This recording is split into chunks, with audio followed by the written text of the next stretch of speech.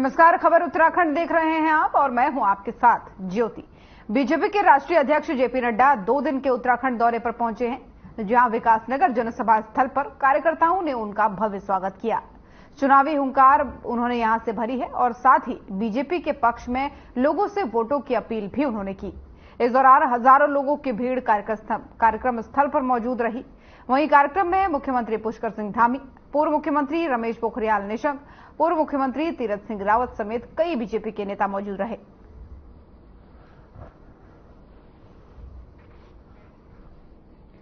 तो विकासनगर की तस्वीरें आपको दिखा रहे हैं, जहां पर जेपी नड्डा यानी बीजेपी के राष्ट्रीय अध्यक्ष आज पहुंचे हैं और इस दौरान चुनावी हुंकार भरते हुए नजर आए। लोगों से बीजेपी के पक्ष में वोटों की अपील उन्होंने की।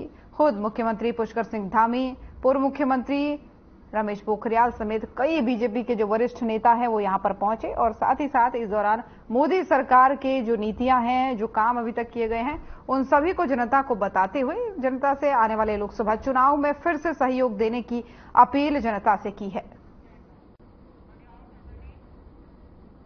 और देहरादून के बीजेपी मीडिया सेंटर में केंद्रीय सामाजिक न्याय एवं अधिकारिता राज्य मंत्री रामदास अठावले ने प्रेस वार्ता की है।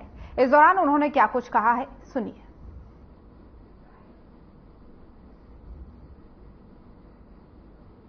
नरेंद्र मोदी जी ने 2019 में सेंट्रल हॉल में भारत के संविधान को माथा टेक कर प्रतिज्ञा की है कि संविधान का भारत में खड़ा करूंगा, भारत के हर नागरिक को न्याय देने के लिए मैं काम करता रहूंगा।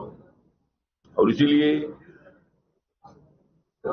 माननीय राहुल गांधी जी और सभी इंडिया आघाड़ी के लोग रोज बकवास करते हैं, रोज चर्चा करते हैं कि हमको लोकतंत्र बचाना है। मेरा उनको सवाल है कि भाई लोकतंत्र बचाने के लिए हम लोग हैं, आप अपनी पार्टी बचाओ। पार्टी बचाने का काम आपको करना है।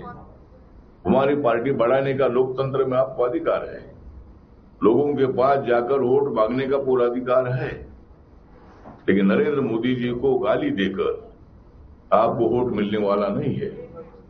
जितनी ज्यादा गालियां देते रहेंगे उतना जनाधार मोदी जी का बढ़ता रहेगा।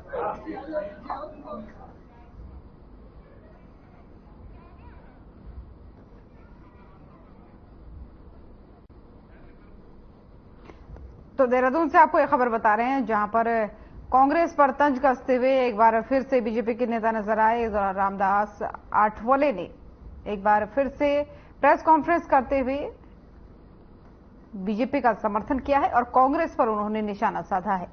प्रेस कॉन्फ्रेंस के दौरान की तस्वीरें भी आपको दिखा रहे हैं, जिसमें आपको बीजेपी के नेता और भी नजर आ सकते हैं। और इस दौरान उन्होंने कांग्रेस की नीति पर भी सवाल उठाए और तमाम तरीके के तंज कसते हुए यहां पर नजर आए।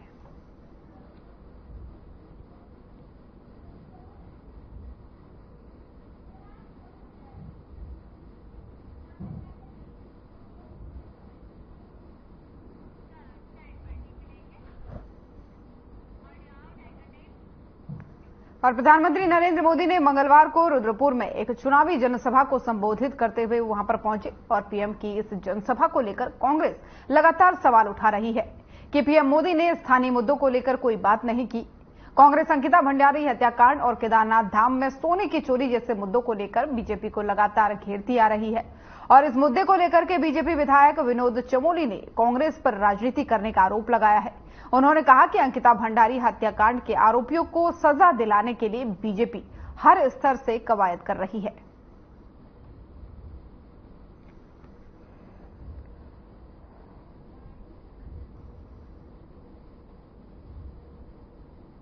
ये बड़ा स्पष्ट है कि अंकिता भंडारी कांड में बीजेपी बहुत सीरियस है। जिन जिन लोगों की उसमें संलिप्तता थी सब जेलों में पड़े हुए हैं। जो पार्टी से जिनका संबंध था वो पार्टी से निकाल दिए गए हैं। अब कोर्ट का ट्रायल है, उसमें कोई बाहर से कुछ कर नहीं सकता। आप भी जानते हैं कोर्ट प्रोसीडिंग चल रही है।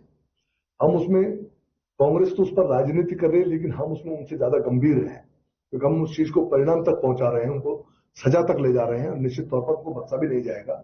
बीजेपी जो भी उसके लिए करना होगा हम करेंगे।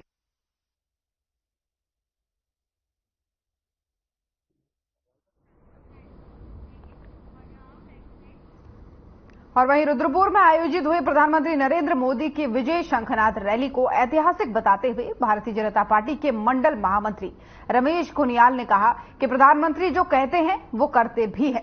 उन्होंने कहा कि जब जब प्रधानमंत्री नरेंद्र मोदी रुद्रपुर के मोदी मैदान में जनसभा को संबोधित करने पहुंचे हैं, तब तब कार्यकर्ताओं में दुगना उत्साह देखने को मिला है। साथ ही बीजेपी सरकार ने भी विकास कार्यों के नए आयाम भी स्थापित किए हैं और विपक्ष पर प्रहार करते हुए उन्होंने कहा कि कांग्रेस के पास मुद्दे नहीं बचे हैं, इसलिए अब कांग्रेस के कई नेता भारतीय जनता पार्टी का दामन थाम रहे हैं, क्योंकि बीजेपी की नीति और नीयत बिल्कुल साफ है, जबकि विपक्ष भ्रष्टाचार में डूबा हुआ है।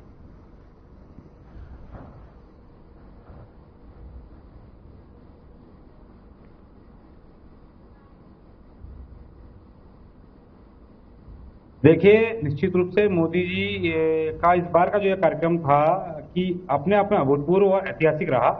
और पीछे जितने चुनाव में मोदी जी रुद्रपुर के मोदी मैदान में आए, इस बार का विराट संगम जो देखने को मिला पूरी लोकसभा का, यह अपने आप में, जैसे कि मोदी जी ने अपने उद्बोधन में भी कहा कि यह चुनावी रैली ना होकर विजय रैली दिखाई देती है, तो निश्चित रूप से ऐसा प्रतीत होता है कि आज विजय शंखनाद हो चुका है। शंखनाद भी बल्कि विजय भी मिल चुकी है, ऐसा प्रतीत होता है। आप बात कर रहे हैं कांग्रेस की, कांग्रेस कहीं है नहीं, कांग्रेस बात करने को है नहीं। लंबे समय कांग्रेस ने राज किया और कहाँ स्थिति आज, कहाँ देश का इंफ्रास्ट्रक्चर है, देश कहाँ जा रहा है, विश्व गुरु बनने की ओर हमारा देश जा रहा है। और कांग्रेस के पास उपलब्धि बताने को कुछ नहीं है, छोटी छोटी चीजों पर कांग्रेस है। और वहीं लोकसभा चुनाव से पहले कांग्रेस नेता और प्रवक्ता गौरव वल्लभ ने पार्टी से इस्तीफा दिया और बीजेपी का दामन थाम लिया। गौरव वल्लभ ने ये कहते हुए कांग्रेस से इस्तीफा दिया कि वो सनातन विरोधी नारे नहीं लगा सकते और वैसे क्रिएटर्स को गाली नहीं दे सकते, इसलिए मैं कांग्रेस पार्टी के सभी पदों और प्राथमिक सदस्यता से इस्तीफा दे रहा हूं। उत्तराखंड कांग्रेस के प्रदेश अध्यक्ष करण माहरा ने गौरव वल्लभ के बयान पर पलटकर वार करते हुए कहा है कि इस वक्त ऐसे बहुत से लोग हैं जो ऐसा बोल रहे हैं, लेकिन कांग्रेस में कौन सनातन के विरोध में बोल रहा है, गौरव वल्लभ ये बताना उनको चाहिए। करण माहरा ने कहा कि अब तक गौरव वल्लभ ने अपनी डिबेट में जो बोला है वो झूठ था, और अगर वो झूठा था तो गौरव वल्लभ को देश की जनता से माफी मांगनी चाहिए।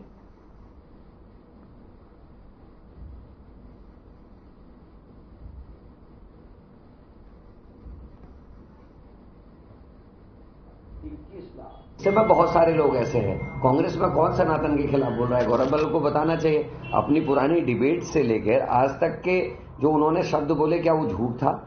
और अगर वो झूठ था तो गौरव वल्लभ को पूरे भारत से और समाज से माफी मांगनी चाहिए, और अगर वो सच था तो गौरव वल्लभ को ये मानना चाहिए कि वो लालच में या किसी अन्य वजह से कांग्रेस को छोड़ रहे। हरिद्वार लोकसभा सीट से निर्दलीय प्रत्याशी उमेश कुमार ने शहर में रोड शो निकाला है। इस दौरान उन्होंने देहरादून रोड शो स्थित एक दुकान में अपने चुनावी कार्यालय का उद्घाटन भी विधिवत पूजा पाठ के साथ किया है। इस दौरान उमेश कुमार ने कहा कि करनी और कथनी में फर्क होता है।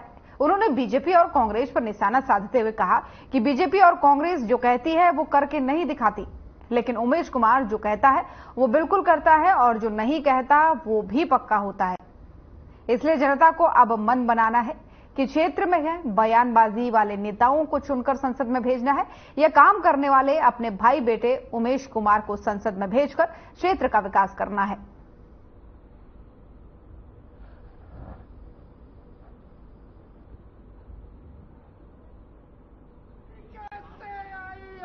अहम मुद्दा है।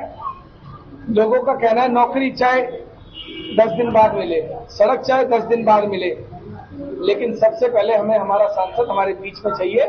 जब हमें हमारे परिवार को, हमारे लोगों को स्कूल की, स्वास्थ्य सेवाओं की, रोड की, पुलिस, तहसील, कोर्ट कचहरी की जरूरत हो, तब हम उस आदमी के पास जाएं, वो आदमी हमें खड़ा मिले और हमारा काम करे, ना कि वो जिन तक हम पहुंच ही ना सके, जो 5-5 साल यहां से वोट लेकर गायब हो जाए, जनता तरस रहे, जनता पर अत्याचार हो, जनता पीड़ित हो और कोई सुनने वाला ना हो। तो इसलिए सबने तय किया है हमें वो सांसद चाहिए जो हमारे बीच में है।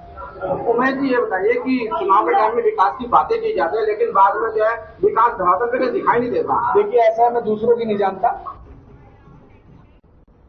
ऋषिकेश कोतवाली क्षेत्र अंतर्गत चंद्रेश्वर नगर में रहने वाले एक युवक ने संदिग्ध परिस्थितियों में फांसी लगाकर अपनी जान दे दी। पुलिस ने शव कब्जे में लेकर के पोस्टमार्टम के लिए भेज दिया। फिलहाल युवक ने फांसी लगाकर आत्महत्या क्यों की है, इसके स्पष्ट कारण पता नहीं चल पाए हैं। वहीं आपको बता दें कि सुबह सरकारी अस्पताल में कुछ लोग एक युवक को बेहोशी की हालत में लेकर पहुंचे। डॉक्टर ने जांच के बाद युवक को मृत घोषित कर दिया। त्रिवेणी घाट चौकी प्रभारी प्रकाश पोखरियाल ने इस पूरे मामले पर बताया कि अस्पताल से सूचना मिलने के बाद से पुलिस टीम मौके पर पहुंची और पुलिस ने शव को कब्जे में लेकर के पोस्टमार्टम के लिए भेजा है।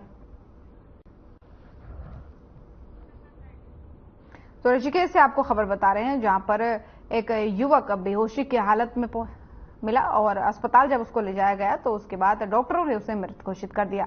हालांकि पुलिस इस पूरे मामले की छानबीन कर रही है और पता लगाने की कोशिश कर रही है कि ये खुदकुशी के कारण हुआ है या फिर क्या और इसमें फैक्टर्स बन सकते हैं, क्या कुछ ये मामला है। पूरे मामले की जांच कर रही है, लेकिन फिलहाल यही मामला सामने आ रहा है कि एक युवक की अज्ञात परिस्थितियों में मौत हो गई।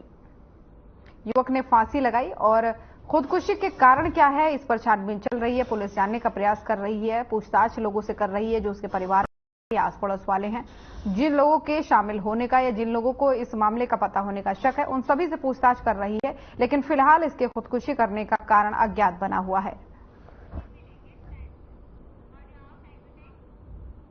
और गर्मी का सीजन शुरू होते ही जंगलों में आग लगने की घटनाओं का सिलसिला भी शुरू हो चुका है। क्षेत्रफल की दृष्टि से बेहद संवेदनशील तराई पूर्वी वन प्रभाग में वन विभाग अलर्ट मोड पर है। डीएफओ हिमांशु बागरी ने बताया है कि फायर सीजन अलर्ट के चलते कर्मचारियों की संख्या बढ़ाई गई है और इसके अलावा कंट्रोल बर्निंग का कार्य भी किया जा रहा है।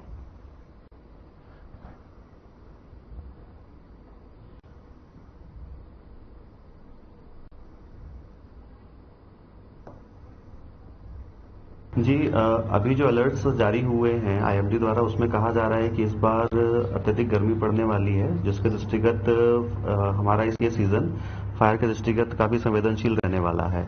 तो उसके क्रम में अभी हमने कुछ वॉचर रखे हुए थे, बट 1 अप्रैल से वॉचरों की संख्या हमारे प्रत्येक क्रूज स्टेशन में बढ़ाए जा रहे हैं और इससे पूर्व हमारे जो भी कंट्रोल बर्निंग होती है, फायर लाइन कटान, ये सब कार्य पूर्ण कर लिए गए हैं। तो और अभी को हमारे स्टाफ से रेगुलर ड्रिल कराई जा रही है, जिससे कि यदि कोई आग लगती है तो समय पर नियंत्रण किया जा सके और वो भव्य रूप ना ले।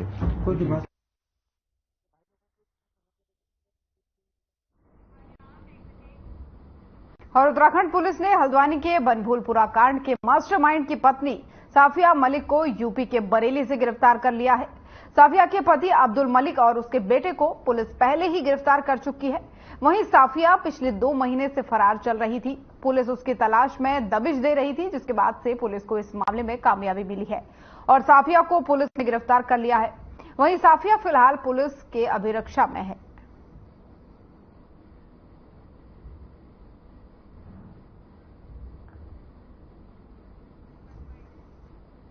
तो हल्द्वानी से आपको खबर बता रहे हैं, जहां पर साफिया मलिक की गिरफ्तारी आखिरकार हो चुकी है। बीते कई समय से उसकी तलाशी हो रही थी, उसे ढूंढा जा रहा था। अब्दुल मलिक की पत्नी है, जो बनभूलपुरा कांड हुआ था उस पूरे कांड का जो मास्टरमाइंड था, उसकी पत्नी ये है और इसकी तलाश जो है लगातार जारी थी। फिलहाल इनको गिरफ्तार कर लिया गया है। अब इनसे पूछताछ होगी, आगे के मामले का पूरा पता चलेगा। लेकिन अभी तक जो पुलिस को उपलब्धि मिली है वो यही है कि हल्द्वानी हिंसा का जो मास्टरमाइंड था, उसकी बीवी जो है साफिया, उसको गिरफ्तार कर लिया गया है। और गिरफ्तारी के बाद की तस्वीरें भी आपको नैनीताल पुलिस ने जो बनभूलपुरा में अतिक्रमण वाला मामला था, जिसमें नगर निगम के द्वारा एक एफआईआर करवाई गई थी, उसमें अब्दुल मलिक की पत्नी साफिया मलिक जो नामजद अभियुक्त थी, उसको आज नैनीताल पुलिस की टीम ने बरेली से गिरफ्तार किया गया है। और इसमें अन्य जो नामजद अभियुक्त हैं उनके खिलाफ जांच चल रही है। इसमें अब्दुल मलिक भी नामजद अभियुक्त हैं, जो ऑलरेडी दूसरे मामले में जेल में बंद है। इस मामले में विवेचना चल रही है, आगे जैसे भी तथ्य आएंगे उसके खिलाफ से पुलिस कार्रवाई करेगी।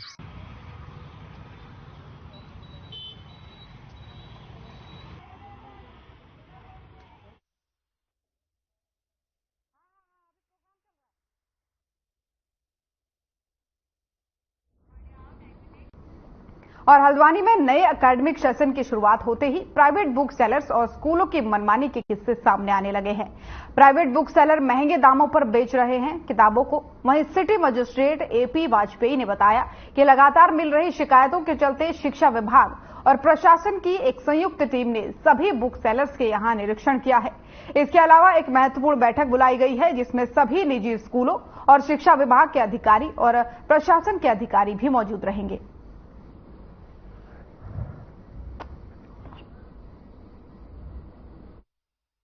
सत्र जैसे शुरू हुआ है तो ये हर बार ही देखा गया है, जब भी सत्र शुरू होता है दुकानों पे बहुत भीड़ हो जाती है। एक तो अभिभावकों से भी अनुरोध है कि वो इसको प्रॉपर समय अभी है हमारे पास, अनावश्यक रूप से परेशान न हो। दूसरा, कुछ शिकायतें जो आ रही हैं कि वो ओवर प्राइसिंग कर रहे हैं। साथ में ये भी संज्ञान में आया कि कुछ रेफरेंस बुक के नाम पे ऊंचे मूल्य की किताबें बेची जा रही हैं, तो उसका संज्ञान लिया गया है। और कल हम लोगों ने इसमें शिक्षा विभाग के माध्यम से एक मीटिंग भी रखी हुई है 11 बजे, और उसमें मुख्य शिक्षा अधिकारी को भी कहा है और खंड शिक्षा अधिकारी भी इसमें रहेंगे। सभी स्कूलों को उसमें बुलाया गया है। तो बड़े बड़े बैंकेट हॉल तो ले लिए उन्होंने, लेकिन वहाँ पे कोई व्यवस्थाएं नहीं है। तमाम लोग वहाँ पे किताबें खरीद रहे हैं, लेकिन वो दिन भर घंटों इंतजार कर रहे हैं, कोई व्यवस्था नहीं है उसमें। उसके लिए भी कहा गया कि आप उसमें कम से कम जो बेसिक मिनिमम फैसिलिटीज हैं वो सुनिश्चित कराएं। और उत्तराखंड चारधाम यात्रा के संचालक को लेकर उत्तराखंड की सभी 9 परिवहन संस्थाओं की बैठक हुई है। इस बैठक में संयुक्त रोटेशन चारधाम यात्रा के संचालक के लिए यातायात और पर्यटन विकास सहकारी संघ के नवीन चंद्र रमोला को रोटेशन का सर्व समिति के अध्यक्ष चुन लिया गया है। रमोला को फूलमाला पहनाकर स्वागत करते हुए उनका सम्मान किया गया। वहीं नवीन रमोला ने कहा कि जो जिम्मेदारी उनको आज परिवहन कारोबारियों ने मिलकर दी है, उस पर वो खरा उतरने का प्रयास करेंगे। चारधाम यात्रा पर जाने के लिए 2000 बसों का बेड़ा तैयार है।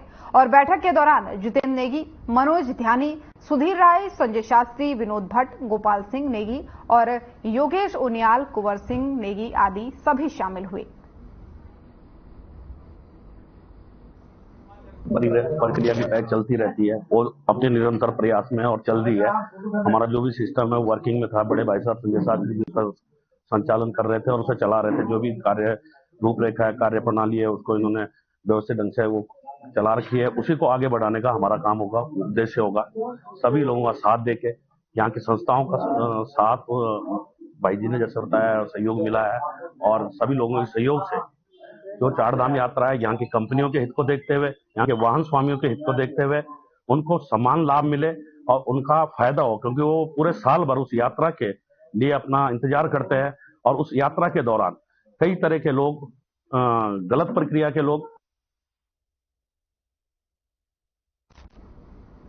और लोकसभा चुनाव में इस बार अल्मोड़ा जिले के मतगणना केंद्र में बदलाव किया गया है। मतगणना केंद्र होटल मैनेजमेंट से बदलकर ITI संस्थान में बनाया गया है।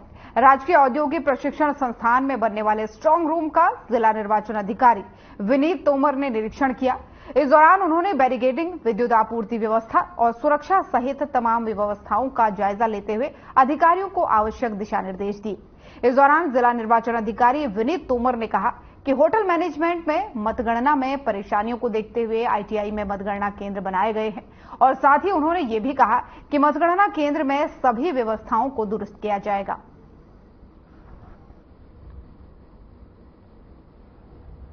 जहां हमारा पहला काउंटिंग सेंटर रहता था वहां काफी समस्याओं का सामना करना पड़ता था। काफी कंजेस्टेड भी था और सीढ़ियां भी बहुत थी और आने जाने में स्टाफ को भी बहुत प्रॉब्लम होती थी और जो पोलिंग एजेंट है उसको भी बहुत प्रॉब्लम होती थी। तो इस बार हमने ये ITI की बिल्डिंग सिलेक्ट की है और यहाँ पे सिक्योरिटी की दृष्टि से भी और कंफर्ट की दृष्टि से भी ये बेटर लोकेशन है। यहाँ किसी प्रकार की दिक्कत किसी को भी नहीं होने देंगे, चाहे वो हमारा काउंटिंग स्टाफ रहे, चाहे वो पोलिंग एजेंट्स रहें, चाहे वो मीडिया के लोग रहें या और भी कोई चुनाव से संबंधित लोग रहेंगे, तो किसी को किसी प्रकार की समस्या भी नहीं होगी। और यहाँ पर हम लोग पर्याप्त व्यवस्था कर रहे हैं। जो हमारी काउंटिंग होगी, पोस्टल बैलेट काउंटिंग होगी, मीडिया सेंटर बनेगा, सभी की पर्याप्त व्यवस्था यहाँ रहेगी।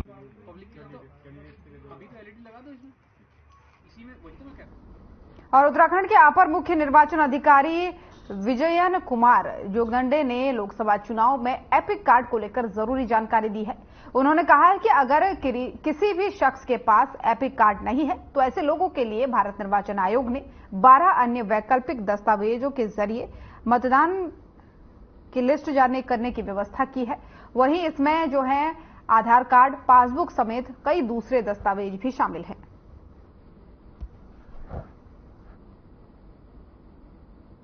डॉक्यूमेंट के रूप में हम लोग एपिक कार्ड को बढ़ावा देने की बात करते हैं। एपिक कार्ड अगर किसी व्यक्ति के पास उपलब्ध नहीं है तो ऐसे व्यक्तियों के लिए निर्वाचन आयोग के द्वारा 12 अन्य वैकल्पिक दस्तावेज के बारे में भी निर्देश जारी किया है। अधिसूचना के माध्यम से मैं उन दस्तावेजों को एक बार पढ़ लेता हूँ सभी की जानकारी के लिए। एपिक कार्ड के अलावा आप आधार कार्ड का प्रयोग कर सकते हैं, बैंक या पोस्ट ऑफिस के पासबुक का प्रयोग कर सकते हैं जिसपे फोटो लगा हो, पैन कार्ड का प्रयोग कर सकते हैं, ड्राइविंग लाइसेंस अगर आपके पास है तो आप उसका प्रयोग कर सकते हैं, पासपोर्ट का प्रयोग कर सकते हैं।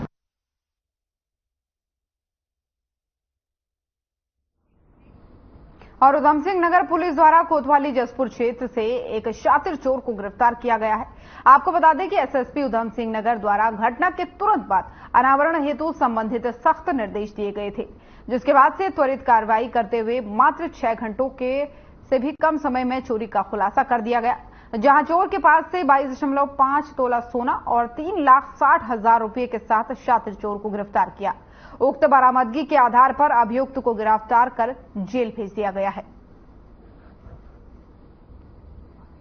देखिए, माननीय मुख्यमंत्री महोदय का निर्देश रहता है कि अपराध मुक्त उत्तराखंड बनाना है और माननीय डीजीपी महोदय और माननीय डीआईजी महोदय का भी निर्देश रहता है कि संगठित अपराध और विशेष रूप से इंपॉर्टेंट अपराधों का त्वरित अनावरण और फुल प्रॉपर्टी रिकवरी होना चाहिए, प्रॉपर्टी क्राइम्स में। तो इसी के तहत हमको जसपुर पुलिस को बहुत ही अच्छी सफलता मिली है।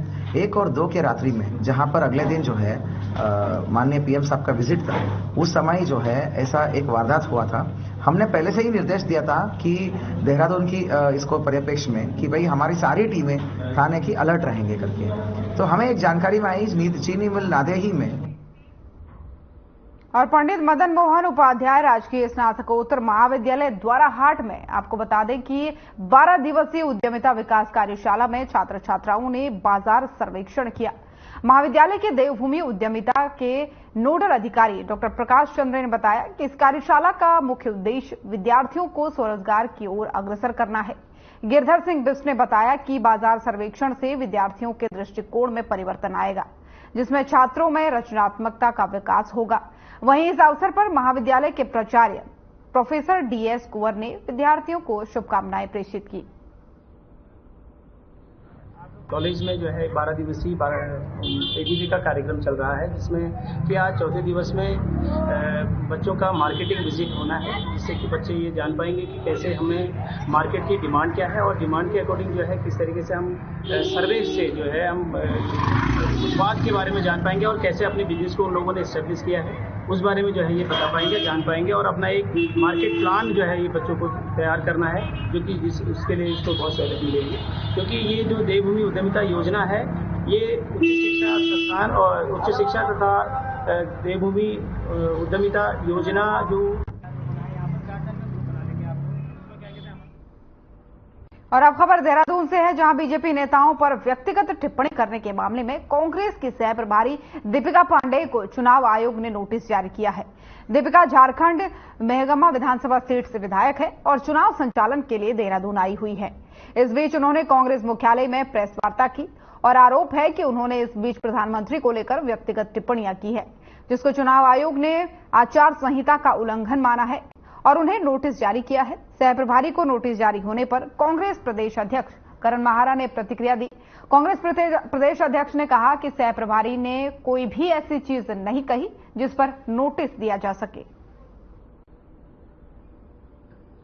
कोई ऐसी चीज नहीं कही जिस पर उनको नोटिस दिया जाए। उन्होंने यही कहा जो अंकिता भंडारी की मर्डर जब मर्डर हुआ उसके बाद जो उनकी मदर ने जो स्टेटमेंट दिया उसके आधार पर उन्होंने कहा कि आखिर क्या कारण है कि सरकार उस वीआईपी को बचाने की कोशिश कर रही है।